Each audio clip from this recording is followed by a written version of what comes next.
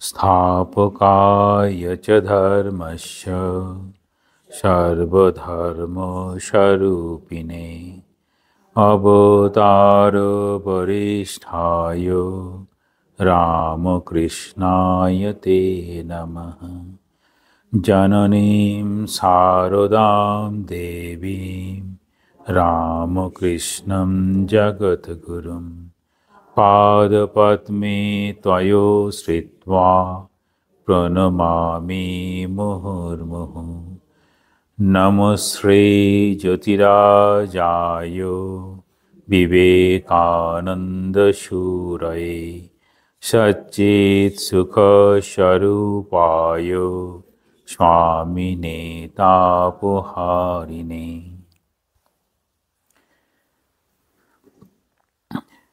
এখানে মঞ্চে উপস্থিত স্বামী তত্ত্বতীতানন্দজি মহারাজকে আমার বন্ধুপ্রবর নমস্কার, শ্রদ্ধা। আর মহারাজের যারা পরিচিত ঠাকুরের ভক্ত সকলকে আমার নমস্কার, প্রণাম। আপনারা কয়েকদিন এখানে আছেন। আমাদের রামকৃষ্ণ মিশনের শাখা কেন্দ্র দার্জিলিংয়ে অবস্থিত, এই সেন্টারে রয়েছেন। আপনাদের উদ্দেশ্যে আমার কিছু বলার জন্য মহারাজ বলেছেন, তো আমি শুরুটা একটু অন্যভাবেই করি। প্রথমে যদিও স্বামীজির দৃষ্টিভঙ্গিতে বিবেক চূড়ামণি কিংবা অন্যান্য এই বেদান্ত বিচারের বই, তার দৃষ্টিভঙ্গিটা একদম নতুনভাবে তিনি ব্যাখ্যা দিয়েছেন বিভিন্ন ক্ষেত্রে। তবুও এই দুটি শ্লোক বিবেক চূড়ামণি থেকে নিয়ে বলছি। তারপর আমি প্রসঙ্গ করব গুরু ও কৃপা, এই বিষয়টা। একটা গুরু আর হচ্ছে কৃপা।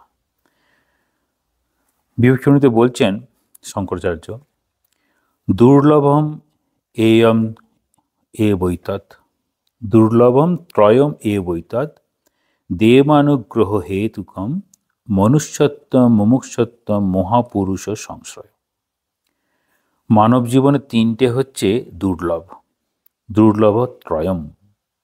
একটা হচ্ছে মনুষ্যত্ব, মানে মানুষ হিসেবে জন্মগ্রহণ করার পরে মনুষ্যত্বের বোধ আসে, এটা হচ্ছে মনুষ্যত্ব। মুমুক্ষুত্ব মানে হচ্ছে মুক্তি লাভের ইচ্ছা, সেটা হচ্ছে মুমুক্ষুত্ব। মহাপুরুষ সংশ্রয় মানে মহাপুরুষের সঙ্গে সম্পর্ক স্থাপন করা, সেটি অবতার হতে পারেন, ইষ্ট হতে পারেন, তার সঙ্গে সম্পর্ক তৈরি করা। আমরা ধরে নিতে পারি যারা মানব জীবনে, মা যেমন বলছেন গুরুকরণ না হলে ধর্মপথে আগানো যায় না। আপনাদের বেশিরভাগই গুরুকরণ হয়েছে বা সবারই হয়েছে। সেক্ষেত্রে আমরা এই মনুষ্য জীবনের একটা উদ্দেশ্য যে ঠাকুর বলছেন ভগবান লাভ, সে পথে কিছুটা অগ্রসর না হলে এইরকম গুরুকরণ সম্ভব নয়। তাই জন্য গুরুকরণ আমাদের হয়েছে প্রত্যেকেরই। এবার হচ্ছে একটা পরবর্তী অংশ হচ্ছে মুমুক্ষুত্ব মানে মুক্তি। মুক্তি হচ্ছে একটা অভাববোধ তৈরি হয় আমাদের, সেই অভাববোধের বাইরে যাওয়ার নামই হচ্ছে মুক্তি। আমরা সবাই হচ্ছে অভাবের প্রেরণায় কর্ম করি।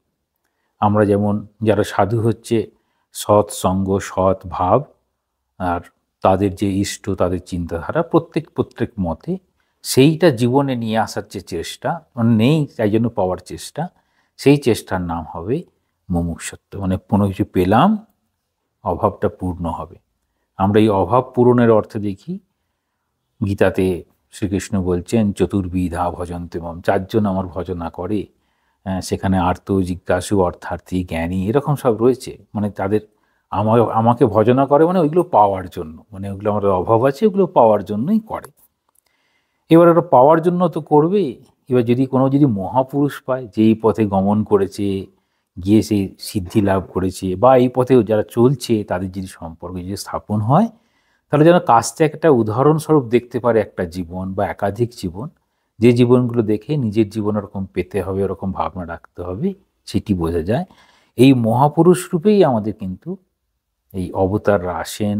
অবতার এবং আধিকারিক পুরুষ, যারা অবতার ঠিক নন, পৌঁছাতে পারেননি, কিন্তু আধিকারিক পুরুষ, তারাও এই শিক্ষা দিয়ে নিজের জীবনটাকে, এখানে বলা হয় একটা আচার্য বলে একটি শব্দ আছে, আচার্য। দেখবেন শঙ্করাচার্য, রামানুজাচার্য, আচার্য মানে হচ্ছে যারা আচরণ শুধু কথায় বলেন না, আচরণের মাধ্যমে শেখানোর চেষ্টা করেন, তাদেরকে আচার্য বলা হয়। বিবেচনিত আরেকটা শ্লোকে বলা হয়, এই আমাদের সাধন পথে 4টি জিনিসের প্রয়োজন, সাধন চতুষ্টয় বলে বলা হয়। যে সাধন চতুষ্টয় ছাড়া আমাদের জীবনে যেন সাধনা করা সম্ভব নয়, এরূপভাবে বলেছেন শঙ্করাচার্য। কিন্তু এরূপ ছাড়াও, এই রকম ভাবনা ছাড়াও খুব সাধারণভাবেও আমরা দেখতে পাই যে এই সাধন পথে যাওয়া যায়। তো শঙ্করাচার্য কি বলছেন? আদৌ নিত্যানিত্য বস্তু বিবেক পরিগণ্যতে। প্রথমে হচ্ছে নিত্য আর অনিত্য এর বস্তু আর বিবেক।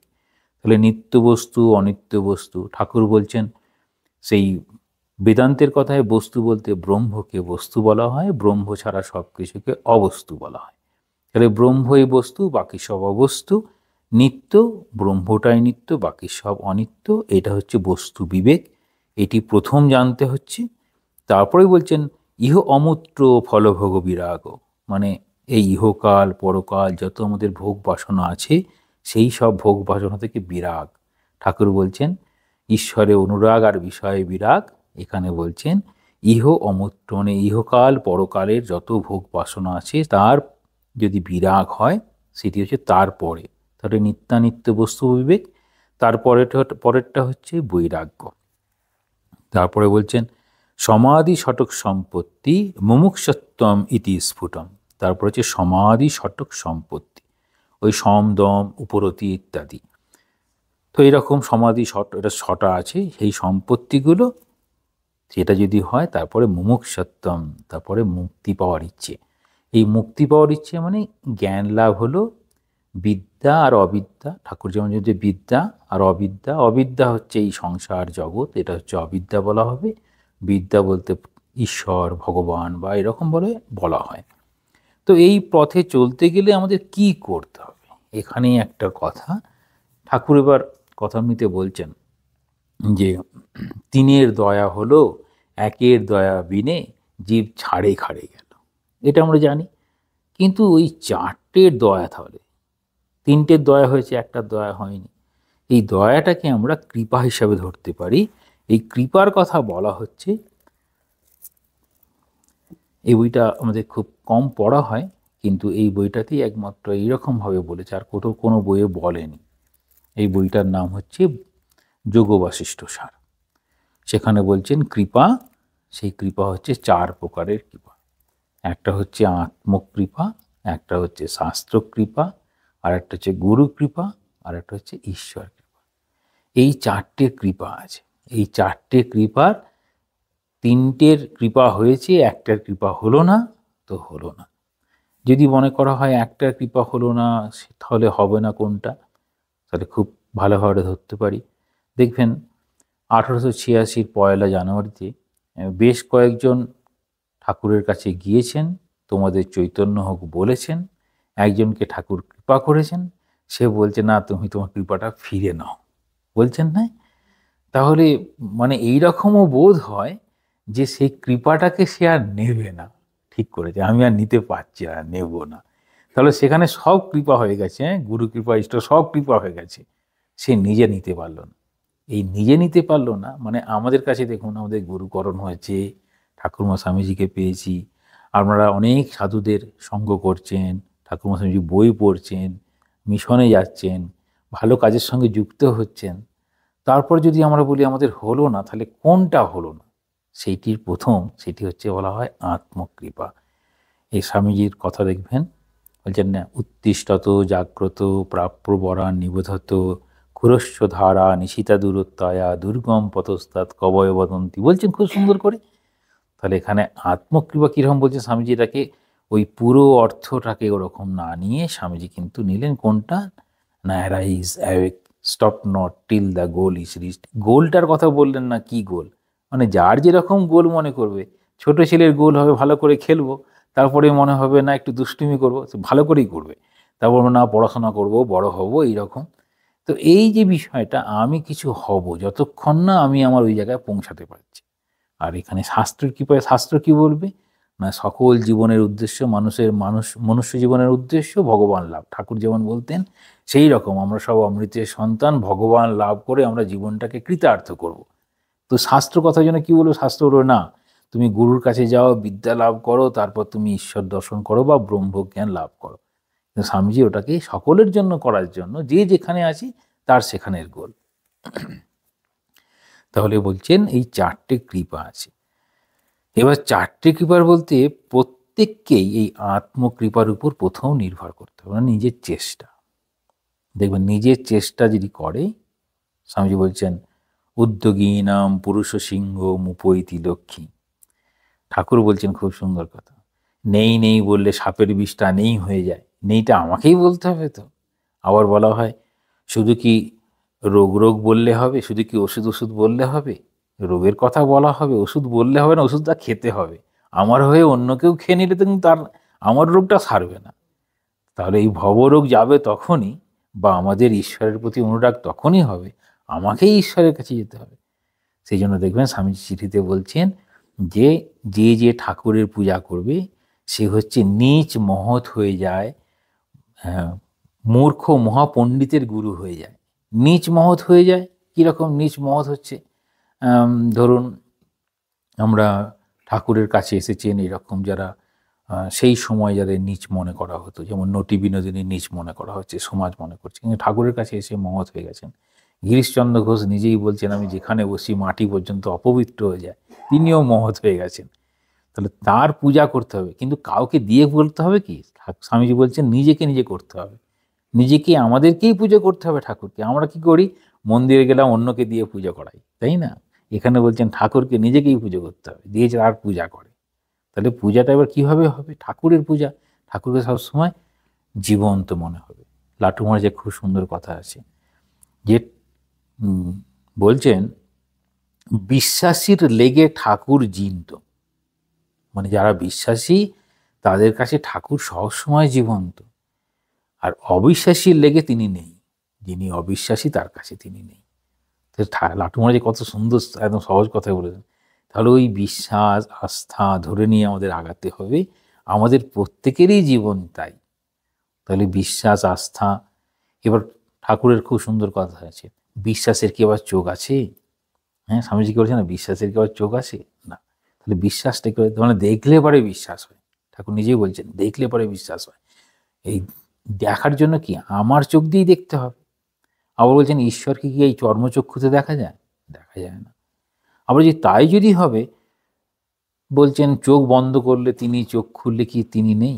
আমরা চোখ বন্ধ করেই ঠাকুরের ধ্যান করি। চোখ খুললাম সব কিছু দেখলাম, চোখ বন্ধ করে বেশ আমি শান্ত থাকতে পারি। আর চোখ খুললাম, ছোট ছেলেটি দুষ্টুমি করলো তার উপর রাগ দেখালাম, রাত্রি হয়ে গেছে দরজাটা খোলা আছে বাড়ির লোকের উপর রাগ দেখালাম, হ্যাঁ দরজাটা খোলা আছে এরকম এরকম। তাহলে চোখ খুললেও যদি তিনি থাকেন আর চোখ বন্ধ করে যদি থাকেন, তাহলে সকল কাজের মধ্যে সব কিছুর মধ্যে তাকে খুঁজে পেতে হবে। এটা হচ্ছে আমাদের চেষ্টা। এবার বলছেন প্রত্যেকের জীবনে এই আত্মকৃপাটা হচ্ছে মুখ্য ব্যাপার, মানে আমার নিজের প্রচেষ্টা প্রথম। এই যে নিজের প্রচেষ্টা প্রথম, স্বামীজি একটা সুন্দর সুন্দর একটা ছোট্ট গল্প বলেছেন। একটা মাঠের মাঝখানে যেখানে 4টে রাস্তা এসে মিলেছে আর কি, সেই 4টে যেখানে রাস্তা এসে মিলেছে সেখানে একজন বুড়ো ভদ্রলোক বসে আছে, আর একটি ছোট ছেলে রাস্তা দিয়ে আস্তে আস্তে সে গুলিয়ে ফেলেছে কোন দিকে সে তার বন্ধুর বাড়ি যাবে। সে এখন বুড়োটাকে জিজ্ঞাসা করছে, দাদু দাদু তুমি কি জানো ওই গ্রামটা কোথায়? বুড়ো কোনো কথাই বলছে না। তো যখন কোনো কথা বলছে না দেখে তখন ছেলেটা হাঁটতে শুরু করেছে। তখন হচ্ছে, ও দাদু ভাই শোনো শোনো, ওটা ওই দিকে রাস্তা নয়, ওটা এই দিকে যাও। বলছে এতক্ষণ যে জিজ্ঞাসা করলাম বললে না কেন? তখন হচ্ছে, না আমি বুঝতেই পারছিলাম না তুমি যাবে কি যাবে না, শুধু তো জিজ্ঞাসাই করছো। এই যে শুধু জিজ্ঞাসা করছি যাবে কি যাবে না, শাস্ত্রের কথায় কীরকম বলছে? শাস্ত্র বলছে দেখো, কাঠের মধ্যে আগুন আছে ঠিকই, কিন্তু কাঠ কি নিজে থেকে আগুন হয়? হয় না। দুধের মধ্যে ঘি আছে ঠিকই, দুধটা কি এমনি এমনি ঘি পাওয়া যায়? পাওয়া যায় না। বলছে গাছের বীজের মধ্যে সেই গাছ হওয়ার সম্ভাবনা আছে, এমনি এমনি কি বীজটা থেকে গাছ হয়ে যাবে? হবে না। কিছু করলে তবে হবে, নিজেকে করতে হবে। এটা বলছে আত্মকৃপা। এই আত্মকৃপাটা প্রথম শুরু হলো। এই আত্মকৃপার কথা বলতে গিয়ে উপনিষদ কি বলবে না, সমিত পানি নিয়ে গুরুর কাছে যেতে হবে। মানে প্রথমে তাকে সমিত পানি মানে হচ্ছে কিছুটা কাঠ আর একটু জল নিয়ে যখন যাবে, তখন তো গুরুদেবের তো কিছু লাগতো না, জঙ্গলে থাকতো, ফলমূল সব পাওয়া যেতই, কিন্তু ওটা শ্রদ্ধা জ্ঞাপন করার জন্য। ওই গীতাতে দেখবেন অমানিত্যম অদম ভিত্তম এরকম করে বলা আছে। তাহলে এরকম বলছেন যে আত্মকৃপা দরকার। তাহলে আত্মকৃপার পরে বলছেন শাস্ত্রকৃপা। শাস্ত্র মানে হচ্ছে সেই সম্পর্কে জ্ঞান বোধ, যেটা হচ্ছে আমাকে জানতে হবে। তাহলে এই জ্ঞান বোধ কী করে জানবো? না আমি কোনো শিক্ষকের কাছে যেতে পারি, নিজে নিজে বই পড়তে পারি। এখন তো নিজে নিজে বই পড়া যায়, নিজে নিজে বই পড়তে পারি। দেখুন আমাদের খুব সুন্দর সিস্টেম আছে যে আপনি গুরু দীক্ষা নেবেন, দীক্ষাগুরুর কাছে যাবেন, দীক্ষাগুরু কি বলবেন, এই বইগুলো ভালো করে পড়ে আসতে হবে। আমার পড়ার ইচ্ছে নেই, হবে আমার প্রথমে নিজেকে হারাতে হবে, না আমি গুরু কৃপা পাবো, আমাকে পড়তে হবে। তাহলে দেখছেন পড়া হচ্ছে, শাস্ত্র পড়া হয়ে গেল, আমার নিজের ইচ্ছে হলো, এবার গুরুর কাছে গিয়ে কৃপা পাবেন। এইবার বলুন না আমি অমুককে ধরেছি, বই না পড়েও দীক্ষা হয়েছে, সেটি আলাদা কথা। হ্যাঁ, সেটা অনেক ক্ষেত্রে হয়। এখন কেউ কেউ হয়তো আপনার প্রতি ভীষণভাবে স্নেহ বা করুণা দেখিয়ে ঠিক আছে ছোট ছেলে বা এরকম ভাবনা, পড়াটা তো শুরু করেছেন, একদম বই পড়ছেন না লিখলে কিন্তু দীক্ষা হয় না। না, পড়াটা শুরু করেছেন এটুকু অন্তত লিখতে হয়ই, তাই তো মহারাজ? হ্যাঁ, আমাদের মহারাজও দীক্ষা ছিলেন, অন্তত বইটা পড়া শুরু করেছেন। হ্যাঁ, তাহলে এই দুটো হলো শুরু হলো। তাহলে শাস্ত্রকৃপা হয়ে গেল।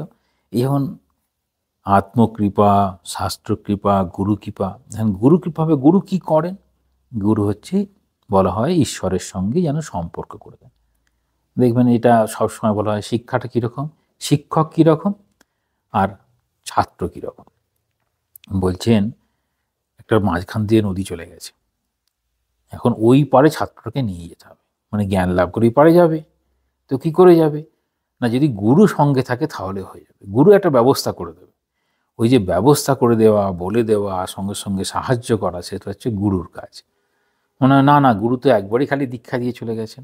বলছেন না, গুরুতত্ত্ব গুরুগীতা বইটা দেখবেন, গুরু হচ্ছে যতক্ষণ না এই শিষ্যের বা ভক্তের মুক্তি লাভ হয়, গুরুরও কিন্তু ছাড় নেই। গুরুকে তাকে পার ওই পারে নিয়ে গিয়েই তবে তিনি নিস্তার পাবেন।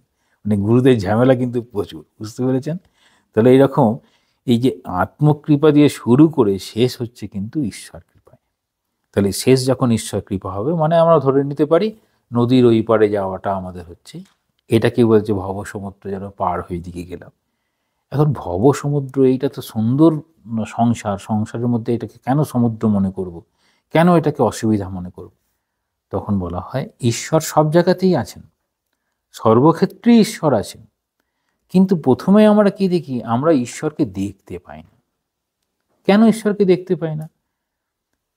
না আমাদের শরীরের গঠনটা এইরকম বা মনের গঠনটা এইরকম, সবসময় আমরা বড় বড় জিনিসগুলো দেখতে পাই, ছোট ছোট জিনিসগুলো দেখতে পাই না। আলো জ্বলছে দেখতে পাই, এই যে ইলেকট্রিসিটি পাওয়ারটা এসেছে দেখতে পাচ্ছি না, তার দিয়ে এসেছে। তাহলে এই ম্যানিফেস্টেশনকে দেখতে পাই, বলছি ম্যানিফেস্টেশনটা দেখতে পাই। তাহলে ম্যানিফেস্টেশনের অন্তরালে যে শক্তিটা আছে সেটাকে দেখতে পাই না। ওই শক্তিটাকে যেমন দেখতে পাই না, ঠিক সেই রকম আমরা শরীরটাকে দেখতে পাই। কোনো মানুষকে উনি খুব সুন্দর, কেন না উনি খুব সুন্দর দেখতে, উনি খুব সুন্দর কেন না ওনার খুব সুন্দর আচরণটা খুব ভালো, উনি খুব সুন্দর কেন না খুব আতিথেয়তা করেন। এটা তো বাইরে দেখতে পাচ্ছি, তাহলে ভেতরে একটা কিছু আছে। তাহলে ভেতরটা কি আছে যেটার ওটা বাইরের প্রকাশ। বলছেন যত আমরা ভেতরে যাব তত দেখতে পাবো, প্রথমে বাইরেরটা হচ্ছে অন্নময় কোষ, তার ভেতরে রয়েছে প্রাণময় কোষ, তার ভেতরে মনোময় কোষ, তার ভেতরে আনন্দময় কোষ, তারপরে ওই বিজ্ঞানময় কোষে আনন্দময় কোষ, তার ভেতরে থাকে আত্মা। তাহলে আত্মা কি একটা হচ্ছে এর কোষ মনে হচ্ছে যেন তরবারিটা ভেতরে রয়েছে, সেটি যেন আত্মা মনে করা হলো। তার উপরে 5টা খাপ রয়েছে, তাহলে আনন্দময়, তারপর একটা বিজ্ঞানময়, তারপর একটা মনোময়, তারপর একটা প্রাণময়, তারপর একটা হচ্ছে এই অন্নময়। তাহলে এই অন্নময় কোষটাকে আমরা দেখতে পাই, বাকিগুলো দেখতে পাই না। তাহলে এই শরীর দিয়েই আমাদেরকে ওই জায়গায় পৌঁছাতে হবে। কোন জায়গায়? যে যার নির্দিষ্ট উদ্দিষ্ট পথ, নির্দিষ্ট উদ্দিষ্ট আমি যেটাকে উদ্দেশ্য করেছি, যে উদ্দেশ্য নিয়ে জীবন চলা শুরু করেছি। গতকাল একটা কথা প্রসঙ্গে এই জায়গায় বলছিলাম এমনি কথা প্রসঙ্গ হচ্ছিল যে সন্তানের মধ্যে কি দেখলে পারে বাবা মা সব থেকে বেশি আনন্দ পান।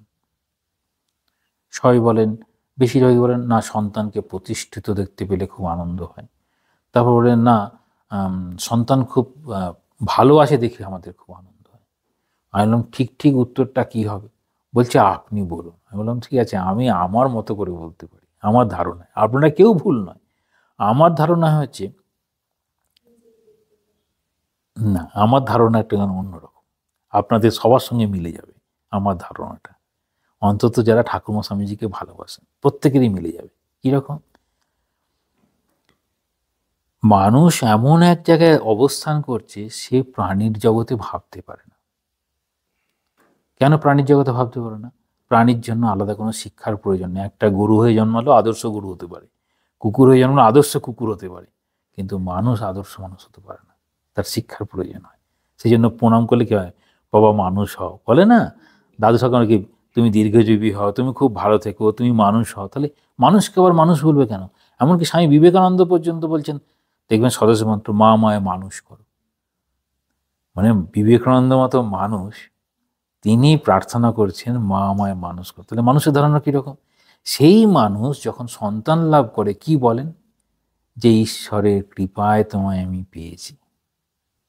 তাহলে ঈশ্বরের কৃপা যদি পেতে হয় তাহলে ঈশ্বরের কাছে প্রার্থনা করেছেন, আমি তার কাছে কৃপা পাবো, নিশ্চয়ই প্রার্থনা করেছি। তাহলে সেই প্রার্থনা যেমন ছিল সেই অনুযায়ী আমি সন্তান পেয়েছি। আমরা যেরকম প্রার্থনা ছিল, যদি প্রার্থনা থাকে যে যেমন দেখবেন নিবেদিতার যখন জন্ম হচ্ছে তখন বলছে না, বড় কোনো উদ্দেশ্যে ঈশ্বরের জন্যই তার, সে যেন ঈশ্বরের জন্য নিজেকে নিবেদন করেন। হ্যাঁ, প্রথমেই বলে দিয়েছে তার বাড়ির, তার মা বলছেন। তাহলে এইরকম আমরা দেখি যে ঈশ্বরের জন্য নিবেদন করেছেন, মানে ঈশ্বরের কাছে প্রার্থনা করছেন। ঠিক আমাদের ভারতবর্ষেও তাই, প্রত্যেক বাবা মা ঈশ্বরের কাছে প্রার্থনা করেন। সেই প্রার্থনা অনুযায়ী যদি সন্তান বড় হতে পারে তখন সেটি বাবা মার কাছে সব থেকে আনন্দের বিষয়। এটা এছাড়া তো কিছু হতে পারে না। আর সাধুরা, যারা সাধু বা এরকম ভালো মানুষ হয়, প্রত্যেকের জন্য বাবা মার প্রার্থনা অবশ্যই ছিল। সেই প্রার্থনা যখন হবে, সেই প্রার্থনা যদি মনে করেন না আমার সন্তানকে আমি ডাক্তার হিসেবে প্রতিষ্ঠিত ডাক্তার হিসেবে পেতে চাই, যদি ডাক্তার হয় খুব খুশি, যদি আবার সাধু হয়ে যাওয়া মুশকিল হয়ে যাবে তখন, তাই না? আমি মজা করে বলি, দেখুন আমি সাধুদেরকে খুব ভালোবাসি, কিন্তু আমার ছেলে যেন সাধু না হয়ে যায়, তাই না? সাধুদেরকে কিন্তু ভীষণ ভালোবাসি, সাধুদের না দেখে থাকতে পারি না, প্রতি শনিবার দিন অবশ্যই আশ্রমে চলে যাই, কিন্তু আমার ছেলে যেন সাধু না হয়। তার মানে তিনি ঈশ্বরের কাছে ভালো সন্তান চেয়েছেন, সে সাধু সেবা করবে চেয়েছেন, কিন্তু সাধু হয়ে যাক চাননি, তাই না? আবার যদি কেউ না আমার ছেলে যেন সাধু হতে পারে, তখন যদি সাধু হয় খুব খুশি হয়। তো এরকম মানে পুরোটা যদি হতে পারে তাহলে খুশি হবে। তো এইরকমভাবে বলা হয় যে আমাদের 4 রকমের কৃপা, 4 রকমের কৃপার মধ্যে দিয়েই যাবে। এবার বলছেন যে আমার কাছে হয়তো সেরকম গুরু পেলাম না, আমি আত্মকৃপার খুব চেষ্টা আছে, খুব পড়াশোনা করছি, আমি সেরকম টিচার পেলাম না। তখন একটা উদাহরণ দেওয়া হয় খুব সুন্দর। একটা টানেল আছে, টানেলের এক প্রান্তে আমাকে দিয়ে দিয়েছে, বলছে ওই প্রান্তে যেতেই হবে, দেখো এই প্রান্তে সব একদম হিংস্র সব পশুগুলো সব ঘুরে বেড়াচ্ছে, তুমি চট করে ওখানে চলে যাও। বলছো আলো নেই, কিছু নেই, বলছে এদিকে ধাক্কা ওদিকে ধাক্কা, মানে নিজের প্রচেষ্টা সে আগাতে আগাতে যাবে। যে নিজের প্রচেষ্টা এরকম ধাক্কা খেতে খেতে খেতে খেতে ওইদিকে চলে, কারণ এদিকে আসতে পারছে না। এবার সেখানে যদি আলো পেয়ে যায় তাহলে সুন্দর গুরু আছে, তাহলে আলো না পেলেও অনেক সময় দেখা যায় সেরকমভাবে সাধনা করছেন কিন্তু সেরকম গুরু লাভ করছেন না, তবুও তিনি যাচ্ছেন, আত্মকৃপা লাভ করে যেতে পারে। এই আত্মকৃপা লাভ করেই নিজের প্রচেষ্টাতেই বড় হতে পারে, এই ভাবনা কিন্তু প্রত্যেকেই বলছেন, প্রত্যেক গুরু বলছেন। আমরা কীরকম দেখি, দেখবেন ভগবান বুদ্ধ বলছেন আত্মদীপ ভব, স্বামীজি বলছেন তুমি গণ্ডার বধ বিচরণ করো। তো এই যে বিচরণ করার কথা বলছেন, স্বামীজি ওই মর্মথবাবুকে বলেছেন, একজন সাধু অমূল্যের কথা বলেছেন, তিনি তখন কাশিতে আছেন। সাধু অমূল্য স্বামীজির সহপাঠীর কাছাকাছি ছিল, যখন কলকাতায় খুব দুর্ভিক্ষ হয়েছিল তখন খুব সাহায্য করেছিল। পরে সে অঘোরী মত অনুযায়ী নিজে সাধনা করত। কাশীতে যখন ছিল তার মধ্যে অনেক ব্যভিচারের লক্ষণ দেখা গিয়েছিল। তো সেটা দেখে অনেকেই বীতশ্রদ্ধ হয়েছিল। স্বামীজি তখন বলেছিলেন ওর গুরুকরণ হয়নি বলেই এই অবস্থা, কিন্তু এর পরবর্তী জন্মে ও মুক্ত হয়ে যাবে। মানে গুরুকরণ ছাড়াও কিন্তু এতদূর আগানো যায়, সেটি কিন্তু লক্ষ্য আছে। হ্যাঁ, তো এইরকমভাবে বলছেন। তো আমরা এরকমভাবে কৃপা সম্পর্কে বুঝতে পারি যে 4 রকমের কৃপা আছে। প্রথমটা দিয়ে শুরু করতে হবে। সেক্ষেত্রে আমরা অনেকেই মনে করি যে শাস্ত্র পড়ার প্রয়োজন নেই, সেটি কিন্তু ঠিক নয়। শাস্ত্র পড়তে হবে, জানতে হবে, যার যে শাস্ত্র বলে মনে হবে সেটি। আর গুরু কৃপা ঠাকুরের খুব সুন্দর, দেখবেন ওই নিজে চেষ্টা করতে করতেই তোমার মনটাই গুরু হয়ে যাবে। ঠাকুর বলছেন না, তোমার মনটাই গুরু হয়ে যাবে। মানে আমার মন, কি করে মনটা গুরু হয়? খুব সুন্দর, কি করে মনটা গুরু হয়। মন কীরকম বলছে, মনের একটা অদ্ভুত ক্ষমতা আছে। মনের এত অদ্ভুত ক্ষমতা কীরকম বলছে, দেখো আকাশের দিকে তাকাও, দেখো কি সুন্দর সূর্য। আর মনের কীরকম ক্ষমতা আছে, সেই রকম হাওয়া তৈরি করতে পারে। কোথা থেকে, সমুদ্র থেকে কোথা থেকে একদম মেঘ নিয়ে এসে সূর্যের কাছে হাজির হয়ে যেতে পারে। সূর্য আর অত আলো দিতেই পারবে না, আবার সেই হাওয়া আসবে, সেই মেঘটা চলে যাবে। বলছে ঠিক সেরকম আমি মনটাকে দিয়ে পুরো সংসারে যা কিছু ভালো মন্দ নিয়ে চলে আসতে পারি, আবার সংসারের মধ্যে ভালো জিনিসগুলোকে নিয়ে এসে মন্দগুলোকে সরিয়ে দিতে পারি।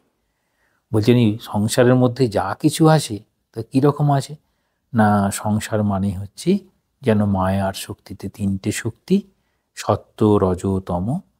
তমগুণ কী করে, একটা আবরণ তৈরি করে, যে আবরণের মধ্যে দিয়ে ঠিক ঠিক জিনিসটা ঠিক ঠিক দেখা যায় না, আবরণ। আর সেই আবরণে যখন ভুল দেখি তখন আমরা কর্মে বেশি প্রবৃত্ত হয়ে যাই। তবে সেই কর্ম করতে করতে আর খেয়ালই থাকে না যে আমার সত্যিকারের আসল সত্যটা কী ছিল। তো বলছে আসল সত্যটা ওই সূর্যের মতো। মেঘ এসেছে, মেঘটাকে যেমন কর্ম দিয়ে আমি মেঘটাকে এনেছি, আবার সেই কর্ম মনের ভালো চিন্তা দিয়ে তাকে সরিয়ে দিতে হবে, তখন সূর্যটাকে আবার দেখা যাবে। তো এই হচ্ছে মনের ক্ষমতা। যে সূর্যটা দেখা যায় তখন কি বলছেন ঠাকুর, খুব সুন্দর বলছেন, শুদ্ধ মন, শুদ্ধ বুদ্ধি, শুদ্ধ আত্মা একই। তাহলে যে শুদ্ধ মনটা ওই মেঘটাকে সরিয়েছে।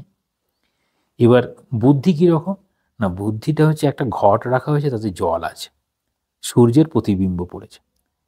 আমাদের শরীরটাকে মনে করছেন এরকম অবয়ব ঘটির মতো, তাতে জল আছে, সেটা হচ্ছে বুদ্ধিময় কোষ, যেটাকে বিজ্ঞানময় কোষ বলা হয়।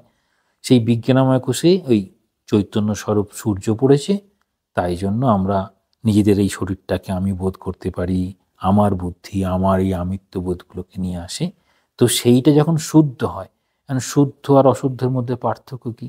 শুদ্ধ হচ্ছে কামনা সংকল্পযুক্ত, মানে যে এটা বিষয় বাসনার জন্য আমি যে কর্ম করি, আর ঈশ্বর লাভের জন্য যে কর্ম করি, দুটো কর্ম আলাদা হবে। একটা হচ্ছে বিষয় বাসনা নিয়ে আমি নিজে আনন্দ পাবো, সকলকে আনন্দ দেব, ওই আনন্দটা কিন্তু আবার ভগবানের স্বরূপ। আমরা কেউ দুঃখ পেতে চাই না। কেন না, আমরা প্রত্যেকেই আমাদের মধ্যে এই চৈতন্য সত্তা মানে হচ্ছে ব্রহ্ম আছে। কীরকমভাবে বলা হয়, ব্রহ্মের স্বরূপটা কীরকম, তিনি নিত্য, শুদ্ধ, বুদ্ধ, মুক্ত, সত্য স্বভাব ও পরমানন্দ, অনন্ত, অদ্বয়ম। এই 8টা অ্যাট্রিবিউট আছে, মানে এই 8টা শব্দ দিয়ে তাকে প্রকাশ করা সম্ভব। তাহলে তিনি নিত্য, শুদ্ধ, বুদ্ধ, মুক্ত, আবার কি বলেন সৎস্বরূপ, চিৎস্বরূপ আর জ্ঞান স্বরূপ। তাহলে সৎস্বরূপ বলেই আমরা সৎ মানুষকে বেশি পছন্দ করি। নিজে হয়তো পুরোটা সৎ হতে পারলাম না, কিন্তু সৎ মানুষ দেখে কি আনন্দ হয় যে মানুষটা কি সৎ। তাহলে এই সৎ স্বরূপ আমাদের স্বরূপ। চিৎ স্বরূপ, এই যে সৎ চিৎ জ্ঞান স্বরূপ। আমরা কেউ না এটা জানি না, জানলে পরে ভালো হয়, কেন মনে হয়? কারণ ওই জ্ঞানটা আমাদের মধ্যে রয়েছে। তো এই যে জ্ঞানটা, এই জাগতিক জ্ঞান, সেই জ্ঞানেরই ঊর্ধ্বে হচ্ছে এই বিদ্যা অবিদ্যার জ্ঞান। তাহলে আমরা জানতে ভালোবাসি, অজানা জিনিসকে জানার জন্য এত স্পৃহা আমাদের। আর আমরা কেউ দুঃখ চাই না। কেউ কি দুঃখ চায়? দুঃখ চায় না। দুঃখ একজন চেয়েছিলেন, কুন্তি দুঃখ চেয়েছিলেন, আমাকে দুঃখে রেখো, তোমাকে সবসময় স্মরণ করতে পারি। তোমাকে স্মরণ করে যে আনন্দ, সেটা ওই দুঃখ কষ্ট দিতে পারে না। মা বলছেন না, দুঃখ তো তার দয়ার দান, দুঃখ পেয়েছো বলেই তাকে স্মরণ করছো। তাকে স্মরণ করে যে আনন্দ, সেই দুঃখগুলো কিছু করতে পারে না। আবার যদি গিরিশচন্দ্র ঘোষের কথা শোনেন তো একদম অদ্ভুত। বলছি যদি জানতাম ঠাকুরের সঙ্গে দেখা হবে তাহলে আরো কিছু গোলমাল করে ফেলতাম। মানে এমনি গোলমাল করে বসে আছে, যেখানে বসে মাটি অপবিত্র হয়ে যায়, তারপর বলছে আরো কিছু করে ফেলতাম। মানে কি যে করতো ঠিক নেই। হ্যাঁ, যদি জানতাম যে ঠাকুরের সঙ্গে দেখা হবে। অদ্ভুতভাবে এইসব ধারণা দিচ্ছেন। মানে তার সঙ্গে দেখা হলে এতটাই পবিত্র হয়ে যায়, বলছেন গঙ্গায় নামছে সবাই পবিত্র করতে, আমি গঙ্গাকে পবিত্র করে দিচ্ছি, কারণ তিনি আমাকে কৃপা করেছেন। তাহলে কত দূর জায়গায় যাওয়া যায়। মানে এই যে আত্মাতে পাপ পুণ্য কোনোটাই নেই, তিনি শুদ্ধ স্বরূপ, তিনি পাপও হতে পারেন না আর পুণ্যও হতে পারেন না। দুটো, পাপের উল্টোটা পুণ্য, পাপ পুণ্যের ঊর্ধ্বে। মানে কিরকম বলে, জগতের কারণ দুটি কারণ, একটা নিমিত্ত একটা উপাদান। নিমিত্তটা কিরকম আর উপাদানটা কিরকম? উপাদানটা হচ্ছে যেমন মাটি, এটা উপাদান হয়ে গেল। নিমিত্ত কারণ হচ্ছে মৃৎশিল্পী, সুন্দর মাটি দিয়ে মূর্তি তৈরি করছে। বলছেন দুটোই হচ্ছে ঈশ্বর। তাহলে যদি ঈশ্বর যদি দুটোই হয়, তাহলে আমার এই দেহটাও ঈশ্বর, আমার মনটা পুরোটাই আমি ঈশ্বর। তাহলে এইরকম ভাবনা দিয়ে নিয়ে আসে। তাহলে এইরকমভাবে তীব্র ইচ্ছা নিয়ে ঠাকুর এটাকে বলছেন যৌশ করে কালী দর্শন। ঠাকুর এটা খুব সহজভাবে এত কঠিন কথাকে বলে দিচ্ছেন যৌশ করে কালী দর্শন। যৌশ করে কালী দর্শন করাটাই আমাদের জীবনের যেন উদ্দেশ্য হয়, যে কোনোভাবে তার জায়গায় পৌঁছাতে হবে। এবার গুরু সম্পর্কে বলা যায়, এতক্ষণ হলে গুরুটা আমরা যেরকমভাবে জানি, কত রকমভাবে গুরুর কথা বলা যেতে পারে, কত রকম গুরু আছে। আমরা দেখি অবধূতের কতগুলো গুরু ছিল, 24 জন গুরু ছিল। হ্যাঁ, 24টার মধ্যে বিশেষ করে ঠাকুর 5টির কথা বলেছে, বাকি 24টার কথা ওই এতে রয়েছে। দত্তাত্রেয়, দত্তাত্রেয় এতে আছে না, দত্তাত্রেয়, ওটা হচ্ছে এক্ষুনি বলে ভুলে গেলাম। অবধূত, অবধূতের হচ্ছে নাম হচ্ছে দত্তাত্রেয়। অবধূতের মায়ের নাম সম্ভবত অনুসূয়া। তার জীবনের একটা অদ্ভুত কাহিনী আছে। অনুসূয়া কাছে ব্রহ্মা বিষ্ণু মহেশ্বর তিনজনে এসেছিলেন, এসে বলছেন খাবার টাবার চেয়েছিলেন, বলছে ঠিক আছে, খাবার টাবার দেওয়া হয়ে গেল। তারপর কিন্তু প্রত্যেকেই তো খুব একদম সেরকমভাবে চলেন, মানে দেবতাদের পেয়েছে এমনি ছেড়ে দেবে। বলছে তিনজনকে আমার সন্তান হিসেবে জন্মগ্রহণ করতে হবে, খাবার তো খেলে ঠিক আছে, এবার আমার সন্তান হোক। কিরকম সন্তান? একটা সন্তানের মধ্যেই আমার তিনজন থাকবে। 3টে মাথা হয়েছিল, 6টা হাত হয়েছিল। এই হচ্ছে দত্তাত্রেয় অবধূত। হ্যাঁ, এই 3টে তার কিরকম ছিল, ওই কুকুর ছিল, গরু ছিল, এরকম তার বাহন টাহন ছিল। কিন্তু এই অবধূতের 24 জন গুরু, সেটা হচ্ছে এই প্রকৃতিরই সব বিভিন্ন প্রাণী, বিভিন্ন ঘটনা তার কাছে এরকম, যেমন সেখানে মৌমাছি, সেখানে চিলের ঘটনা, এসব সব প্রচুর সব রয়েছে। দিয়ে তিনি বুঝিয়েছেন সকলেই হচ্ছে আমার কাছে গুরু, কারণ তারা আমরা শিক্ষা পাই। যোগবাসিষ্ঠ সারে খুব সুন্দরভাবে এই গুরুর কথা বলা হয়। আমি একটু এটা পড়ে শোনাচ্ছি। চতুর্ধা গুরবে জ্ঞেয়া তত্র শিক্ষা গুরু খলু ব্যবহারিক শিক্ষায়া প্রবর্তক উদাহৃতঃ বিদ্যা গুরুয়ো বেদাদি শাস্ত্রমধ্যাপয়েৎ সুধীঃ দীক্ষা গুরুর্য়ো শিষ্যান স্বাঞ্জো ধাবনতঃ কর্মোপসানয়োর্মধ্যে অন্যতরস্মিন বিধানত জগদ্গুরু সবিজ্ঞেয় শিষ্যান উপদিশন হিয়া ব্রহ্মা বিদ্যাম নয়েৎ কালম লোকসংগ্রহণেক্ষয়া পূজনীয়োধিকম তেষু পরঃপর ইতি স্মৃতি অন্তিমস্তু বিশেষেণ সাক্ষাৎ ব্রহ্মস্বরূপভাব। তাহলে বলছেন প্রথম হচ্ছে শিক্ষাগুরু। আমরা যেরকম শিক্ষাগুরু হিসেবে পাই, প্রথম আমাদের গুরু হচ্ছে প্রত্যেকের মা হচ্ছে প্রথম গুরু, প্রত্যেকের কাছে গুরু হচ্ছে মা। প্রথম গুরু মা, তারপর হচ্ছে শিক্ষাগুরু বিভিন্ন রকম থাকে। মা প্রথম হচ্ছে জগতের শিক্ষা দিয়ে থাকেন, জগতের প্রথম শিক্ষাগুলো মা দিয়ে থাকেন। সেটা হচ্ছে মা সন্তানের সঙ্গে পরিচয় স্থাপন করেন প্রথম, আমি তোমার মা, বাকি সবার সঙ্গে পরিচয়, বাকি সংস্কৃতির সঙ্গে পরিচয়। এই জন্য মা যদি সংস্কৃতি নিয়ে বড় হন, তাহলে সন্তানের মধ্যে সেই সংস্কৃতিটা ফুটে ওঠে স্বাভাবিকভাবে। আর যদি মায়ের ক্ষেত্রে যদি সেই সংস্কৃতি না থাকে, মা সন্তানকে সংস্কৃতি দিতে পারেন না। আমরা ঠাকুরের জীবনে দেখেছি, স্বামীজির জীবনে দেখেছি, স্বামীজি মাকে খুব বড় স্থান দিতেন, মায়ের কাছে কী কী শিখেছেন সেসব বলেছেন। তাহলে প্রথম হচ্ছে শিক্ষাগুরু, যিনি ব্যবহারিক শিক্ষা দিয়ে থাকেন। তাহলে আমাদের ব্যবহার করতে হবে, এই জগতের সঙ্গে ব্যবহার, প্রত্যেক মানুষের সঙ্গে ব্যবহার, এই মানুষের সঙ্গে ব্যবহার করব, জগতের সঙ্গে ব্যবহার করব, অর্থাৎ আমাদের বেঁচে থাকার জন্য যা যা লাগবে, কোনটা খাদ্য, কোনটা অখাদ্য, কোনটা আমাদের সংস্কৃতি, কোনটা আমাদের সংস্কৃতি নয়, কোনটা আমাদের জীবনে মেনে চলতে হবে। তাহলে ছোটোবেলায় মা এটা করো না, ওটা করো, কেন করো না বলবে না, এটা করবে না, এটা করবে, এই কথাই বলবেন। কেনর কোনো এক্সপ্লেনেশন দেবেন না, এটা করতেই হবে এরকম বলবেন। তাহলে এই রকমভাবে কীভাবে ব্যবহার করতে হবে সেই শিক্ষাটা মা দেবেন। তারপরে শিক্ষা দেবেন বেদাদি শাস্ত্রের অধ্যাপককে বিদ্যাগুরু বলা হয়। তখনকার দিনে বেদ আদি শাস্ত্র, সেখানে এরকম চিকিৎসা শাস্ত্র, কৃষিশাস্ত্র, মানে সমস্ত রকম শাস্ত্র হিসেবে বলা হতো। যত রকম শাস্ত্র সব বেদের মধ্যে নিহিত। সেই জন্য বেদ যারা পড়াবে তাদেরকে বলা হয় বিদ্যাগুরু। তাহলে বিদ্যা কি করবে? স্বামীজি বলছেন দান আছে করকম, একটা হচ্ছে প্রাণদান, তারপর হচ্ছে অন্নদান, তারপর হচ্ছে বিদ্যাদান, তারপর হচ্ছে জ্ঞান দান। তাহলে প্রাণদান মানে কোনো রকম প্রাণে বাঁচলো, সে বন্যা হতে পারে, ভূমিকম্প হতে পারে, যে কোনোভাবে তাকে প্রাণটা বাঁচালো। তারপর অন্নদান করবে, তারপরে খাবার টাবার দেওয়া, অন্ন বস্ত্র সংস্থান, এসব হলো।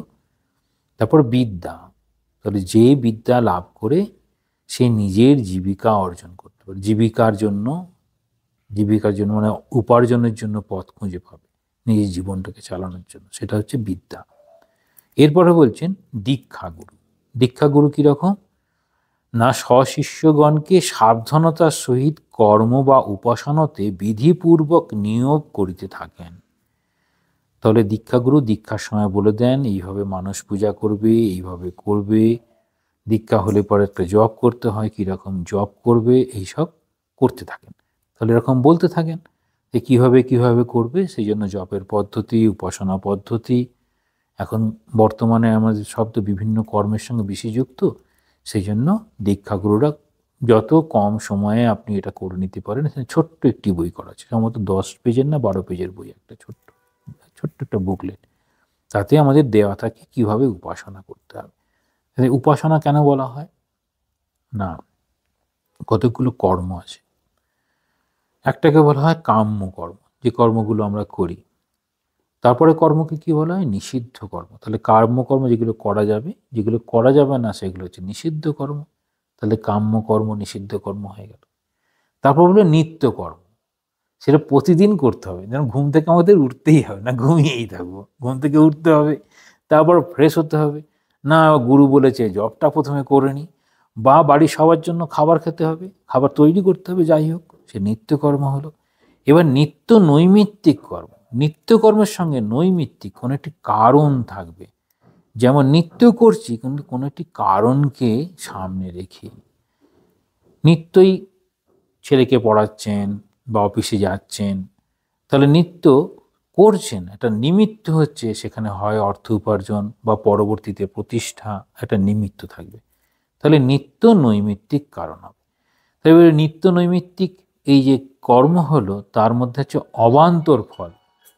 তাহলে নিত্য নৈমিত্তিক কর্মের তাহলে অবান্তর ফল তৈরি হলো, নিত্য নৈমিত্তিক কর্মের অবান্তর ফল তৈরি হলো। তাহলে নিত্য নৈমিত্তিক কর্মের অবান্তর ফলের পরে বলছেন এবার উপাসনা, তারপরে বলবে সমাধান। তাহলে এই সমাধানে কি আসবে? সমাধানে আসবে আমার যা যা সমাধান কি হয়? প্রবলেম হয়েছে, তাকে সলভ করছেন। তাহলে কর্ম করতে করতে যেগুলো আমাদের ভুল হবে, যেগুলো ঠিক হবে, যেভাবে করলে পরবর্তীতে হয়, সেই সমাধান করতে গিয়ে বলবে যে গুরুর জন্য সেবা করতে হবে, ইষ্টের জন্য সেবা করতে হবে। কিন্তু সেবা করার সময় যেন কখনো আমার দম্ভ না প্রকাশ পায়, সেখানে নম্রতা, শ্রদ্ধা, এইসব বিষয়গুলো চলে আসবে। তাহলে এরকম বলছেন যে এই যে দীক্ষাগুরুরা, তাহলে দীক্ষা দিয়ে কি কি কর্ম করতে হবে বলছেন। তারপর বলছেন লক্ষ্য কল্যাণার্থে যিনি শিষ্যদিগকে ব্রহ্মবিদ্যার উপদেশ প্রদান পূর্বক কালাতিপাত করেন তিনি জগৎগুরু।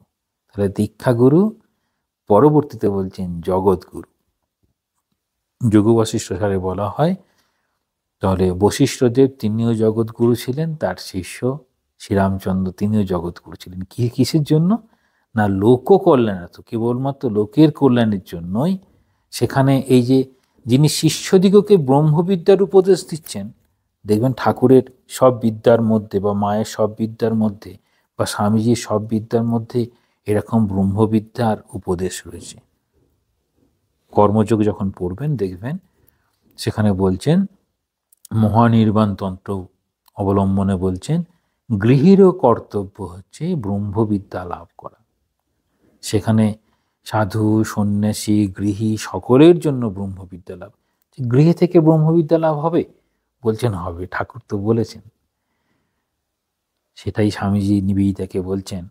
এই ঠাকুরের এই বর্তমান সময়ে শ্রীরামকৃষ্ণের বিশেষ কি অবদান আছে? তখন বলছেন আগেকার দিনে এরকম ধারণা ছিল, ভগবান লাভ করতে গেলে তাকে বাড়ির বাইরেই যেতে হবে, গৃহে থেকে যেন তাকে লাভ করা সম্ভব হচ্ছে না। তাহলে গৃহের বাইরে যাওয়া গিয়ে করতে হবে, এই ভাবনাটাকে তিনি কোথায় নিয়ে এসেছেন? যে যারা সকল আত্মার কি গন্তব্যস্থল এক নয়? তা সকলের মধ্যে যদি আত্মা থাকে, তাহলে সেই আত্মার গন্তব্যস্থল তো সব জায়গায় এক, প্রত্যেকের ক্ষেত্রে। তাহলে তিনি যেখানেই থাকুন তার গন্তব্যস্থল কিন্তু সেই ব্রহ্মজ্ঞান লাভ করে। এইরকম, তাহলে এইভাবে তিনি এইরকমভাবে যখন গুরু সারাটাই জীবন, মানে ঠাকুর যেমন বলছেন না, আমি ঈশ্বর বই বা ভগবান বই অন্য কিছু চাইনি, খুব সুন্দরভাবে বলছেন। তো তিনি চেয়েছেন, তিনি সকলের জন্য চাইছেন। কীরকম? কুঠি বাড়ির ছাদে উঠে তোরা কে কোথায় আছিস আয়। আবার বলছেন ওরে নিরঞ্জন তোর কবে ভগবান লাভ হবে। কার কী হবে জানার দরকার নেই, ওরে নিরঞ্জন তোর কবে ভগবান লাভ হবে।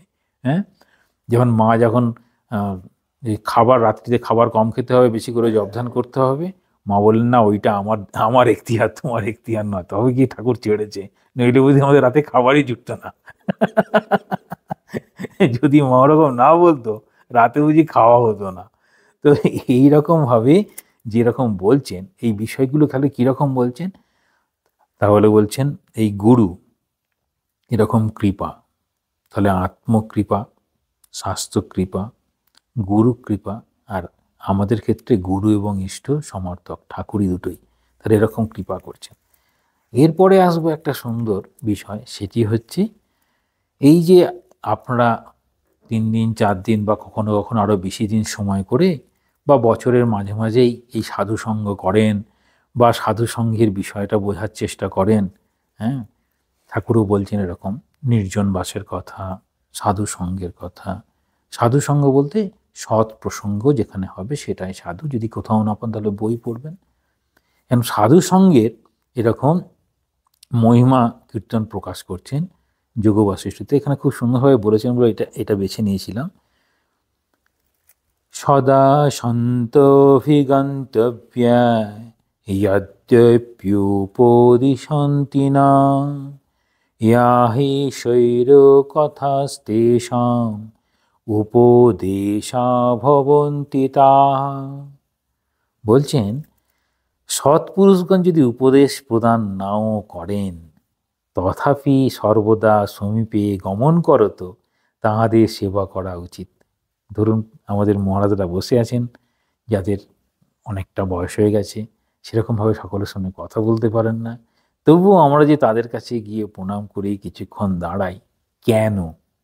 কারণটা এখানে বলছেন সৎপুরুষগণ যদি উপদেশ প্রদান নাও করেন, উপদেশও দিচ্ছেন না, কথাও বলছেন না, তথাপি সর্বদা সমীপে গমন করত তাহাদের সেবা করা উচিত।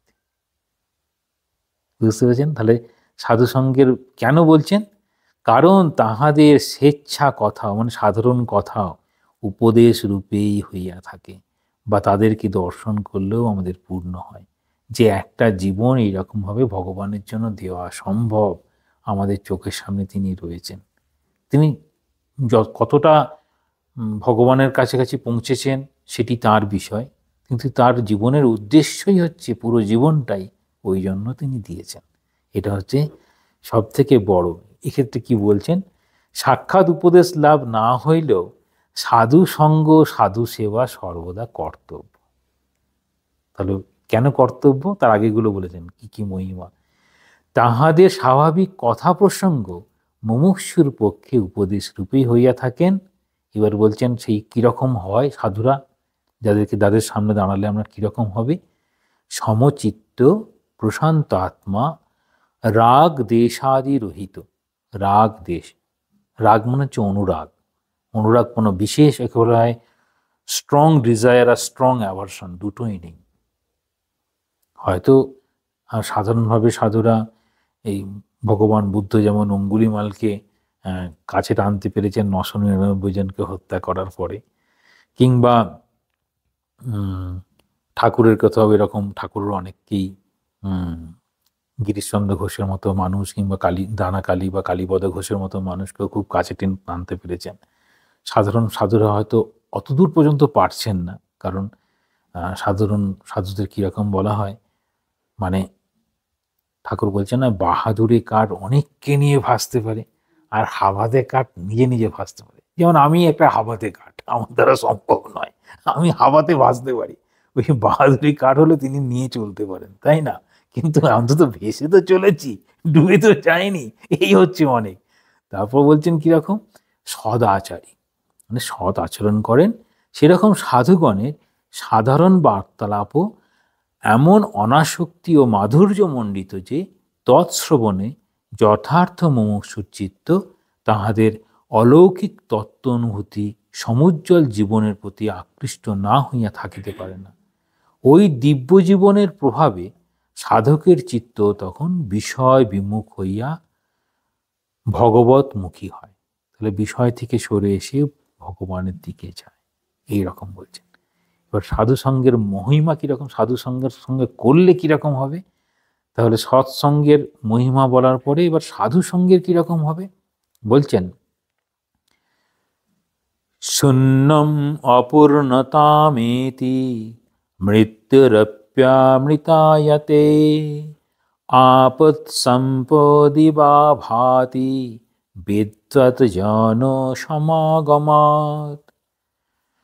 সাধুসঙ্গে শূন্য বা ওই পূর্ণতা ভাব, আমরা কি বলি একটা অভাব নিয়ে শুরু করেছিলাম, অভাব না থাকলে আমাদের হয় না।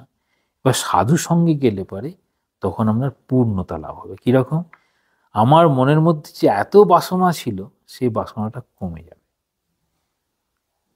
সেই বাসনাটা কমে গিয়ে ভগবানের দিকে যাবে। বাসনাটা কেন কমবে? কেন বাসনা কমবে? না, যে যে বাসনা নিয়ে আমি চলেছি সমস্ত বাসনার কেন্দ্রে কি ছিল না, আমি ওটা পেয়ে আনন্দ পাব, ওটা পেয়ে আনন্দ পাবো। তাহলে ওটা পেয়ে আনন্দ পাবো, ওটা না পেয়েও আনন্দ পেতে পারি। আমরা দুইভাবে ফুলফিল করি, একটা হচ্ছে বলা হয় হ্যাভ মোড দিয়ে পাওয়া, আর একটা হচ্ছে বি মোড দিয়ে, মানে হয়ে। ধরুন আমি শক্তিশালী হবেন, আপনি একটা বন্দুক রেখেছেন, শক্তিশালী হয়ে গেলেন, আপনি খুব একদম কসরত করে নিজের শরীরটাকে শক্তিশালী করলেন, তাহলে নিজের কসরত করে শক্তিশালী করলাম, সেটা হচ্ছে বি মোড। আর একটা বন্দুক জোগাড় করে নিলাম, সেটা হচ্ছে হ্যাভ মোড। যে কেউ যে কোনো মুহূর্তে এই বন্দুকটা নিয়ে নিতে পারে, আমি সঙ্গে সঙ্গে দুর্বল হয়ে যাবো। ওই জন্য হ্যাভ মোড দিয়ে যা কিছু করি চলে গেলে পরেই দুর্বল হয়ে যায়। ওই যে লক্ষ্মী চঞ্চলা বলা হয়, চলে গেলে পরেই দুর্বল, যতক্ষণ আছেন সবল। বলছেন মৃত্যু অমৃত সমান হইয়া যায় এবং দুঃখ সুখ রূপে প্রতীত হয়। তাহলে কীরকম বলছেন? শূন্যতা বা অভাব থেকে আমাদের যে চাওয়া পাওয়া কর্মের যে শুরু হলো, এইবার বলছেন যথার্থ সাধু সঙ্গে আমাদের মনের মধ্যে কি হয়, একটা তৃপ্তি বোধ আসে। আমাদের যেন লোভ, ভয় সবগুলোর বাইরে চলে যায়। তাহলে লোভ, ভয়, ঘৃণা, ঠাকুর বলছেন না, লজ্জা, ঘৃণা, ভয় তিন থাকতে নয়, তাহলে এইগুলো সব থেকে সরে আসবে। এসে কি আসবে বলছেন, তখন সন্তোষ আসবে। মা বলছেন সন্তোষের সমান ধন নাই। তাহলে শুরু করলো কোত্থেকে? আমরা সবাই শুরু করছি অভাব থেকে। তাহলে অভাব থেকে শুরু করে পূর্ণতাবোধ, পূর্ণতা থেকে আসছে সন্তোষ, সন্তোষের সমান ধন নাই। সন্তোষ হলে আলাদা করে আর বাসনা তৈরি হবে না। মা বলছেন নির্বাসনা হলেই মুক্তি। আপনাদের সকলের এরকম সাধুসঙ্গ আরও চলতে থাকুক। আরও আপনারা ঠাকুর মহারাজকে নিয়ে এরকম ঠাকুরমা স্বামীজির প্রসঙ্গ বা এরকম ঈশ্বরীয় প্রসঙ্গ করুন, নিজেদের জীবনটাকে ধন্য করুন। সকলে ভালো থাকবেন। সকলকে নমস্কার, প্রণাম। ওম শান্তি শান্তি শান্তি। হরি ওম তৎসৎ। শ্রীরামকৃষ্ণার্পণমস্তু।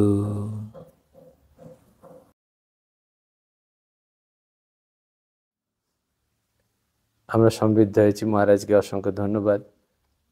আমরা দুজনেই বন্ধুপতি, তাহলেও উনি এখানে দায়িত্বে আছেন, সম্মানীয়, ওনাকে সম্মান জানাই। আপনাদেরকে সশ্রদ্ধ নমস্কার। আমার একটা কথা মনে আসছিল, খ্রিশ্চান মিশনারিদের একটি গল্প আছে, খুব সুন্দর। তাদের ফাদার বলছেন ক্যারি দ্য ক্রুস। কিছু ভক্ত যারা, তাদেরকে ক্রুশ দেওয়া হয়েছে, ক্যারি করতে বলা হয়েছে, গো টু দ্য হেভেন। তো সকালে ক্রুশটা ক্যারি করতে যাচ্ছে। কিছুজন রাস্তায় যেতে যেতে বললো ক্রুশটা খুব ভারী, একটু কেটে ফেলা যাক। কিছুজন একটু কাটলো, আবার ক্যারি করছে ওটা, পিঠে তাদের ক্রুশ রয়েছে। করতে করতে আরো এগিয়ে যাচ্ছেন।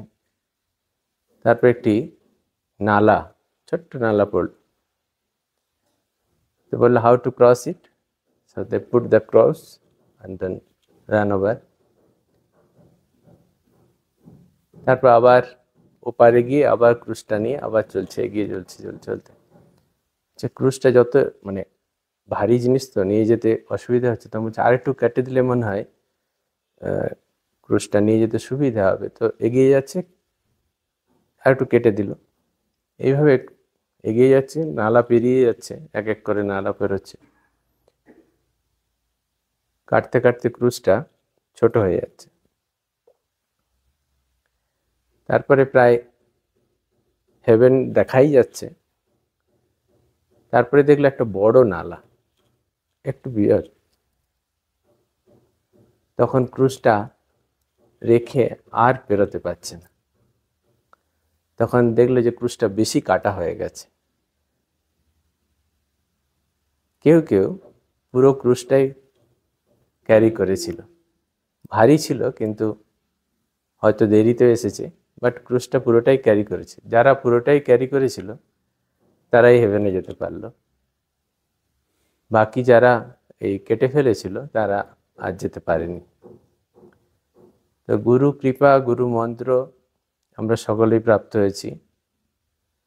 ঠিক সেই রকমই যারা এই গুরু মন্ত্রকে বহন করে চলেছি অর্থে সাধন করছি। বহন করা তো নয়, বললো যেমন ওষুধ হাতে নিয়ে তো আর রাখলে ওষুধ শরীর সুস্থ হয়ে উঠবে না।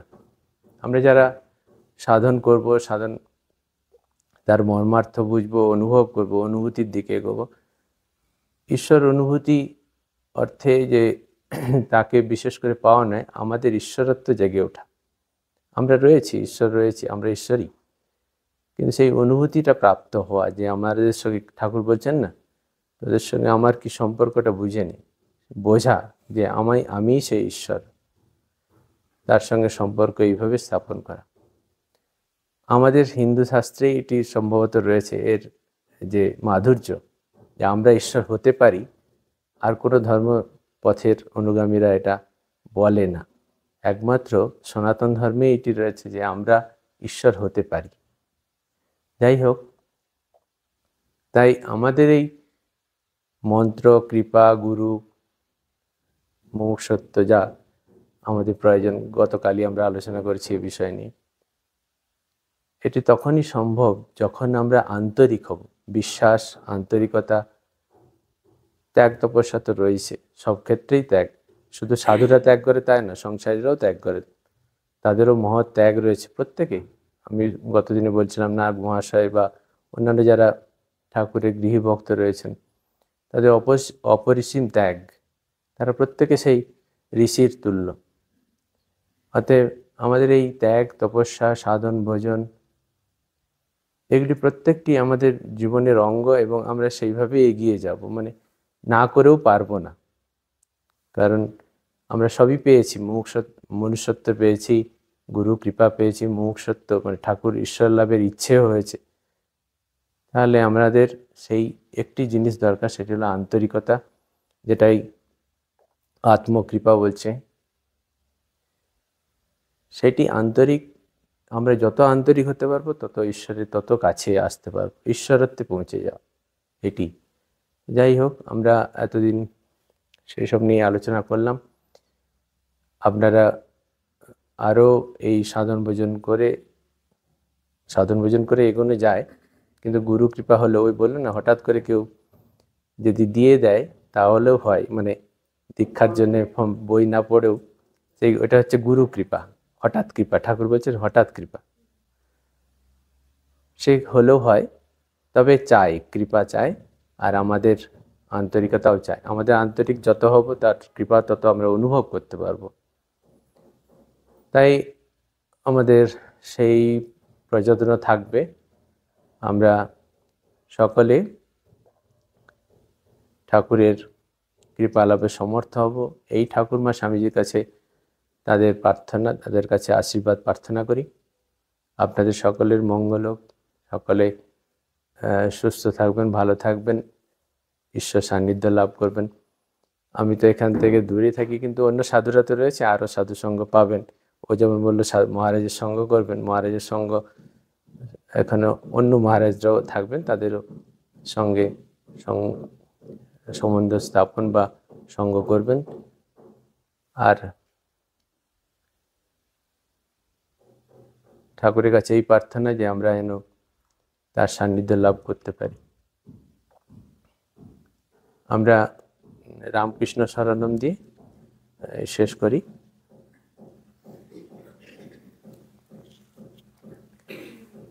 রামকৃষ্ণ শরণম, রামকৃষ্ণ শরণম, রামকৃষ্ণ শরণম শরণে জয়। রামকৃষ্ণ শরণম, রামকৃষ্ণ শরণম, রামকৃষ্ণ শরণম শরণে। প্রভু কৃপা হি কেবলম, কৃপা হি কেবলম শরণে। প্রভু কৃপা হি কেবলম, কৃপা হি কেবলম শরণে। জয় জয় রামকৃষ্ণ শরণম, রামকৃষ্ণ শরণম, রামকৃষ্ণ শরণম শরণে। শরণাগতহম, শরণাগতহম, শরণাগতহম শরণে। প্রভু শরণাগতহম, শরণাগতহম, শরণাগতহম শরণে। জয় জয় রামকৃষ্ণ শরণম, রামকৃষ্ণ শরণম, রামকৃষ্ণ শরণম শরণে। নমো শ্রী গুরবে, নমো শ্রী গুরবে, নমো শ্রী গুরবে নমো নমো। নমো শ্রী গুরবে, নমো শ্রী গুরবে, নমো শ্রী গুরবে নমো নমো। जय राम कृष्ण शरणम राम कृष्ण शरणम राम कृष्ण शरणम शरणे राम कृष्ण जय जय राम कृष्ण जय जय राम कृष्ण जय जय राम कृष्ण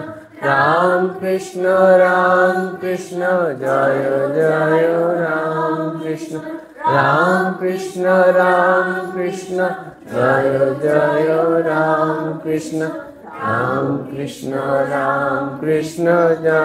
जय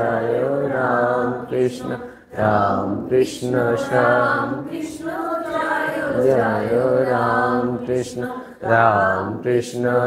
जय राम कृष्ण शरणम राम कृष्ण शरणम शरणे श्री गुरु महाराज जी की जय जय माई की जय जय स्वामी जी महाराज जी की जय जय विवेकानंद जी की जय जय महान भैरव जी की जय